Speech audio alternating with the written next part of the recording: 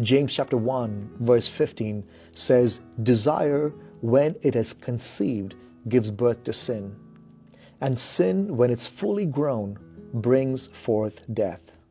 We're going to ask ourselves three fundamental questions and examine the progression of sin if we allow it to get a foothold in our life. Number one, what are the small compromises that you are currently making that could develop into bigger issues of sin if it's left unchecked?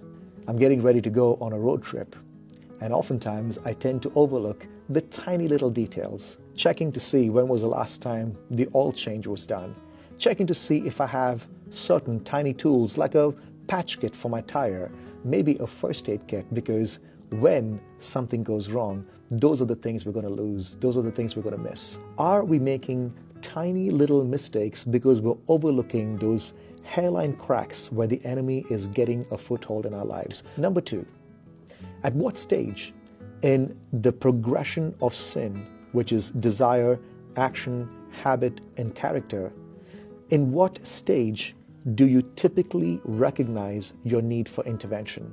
We don't wake up one day and turn into an adulterer. We don't wake up one day and turn into a murderer or a thief or even a liar. These are things that slowly begin to progress. It starts with the desire, it turns into an action, it forms into a habit, and then it leaves you with character. Character is really where identity comes from. And one of the greatest attacks on you and me is your identity. It is who God says you are and who God has created you to be. In what progression do you typically find yourself having to intervene to confront sin? This is important because if we realize that we wait too long before we can intervene, we know that we are letting Satan come into our lives and speak to our identity. Catch it before it's too late. Number three, in what area of your life have you seen the full progression from desire to destruction, from desire to destructive consequences play out in your life? I want to encourage you.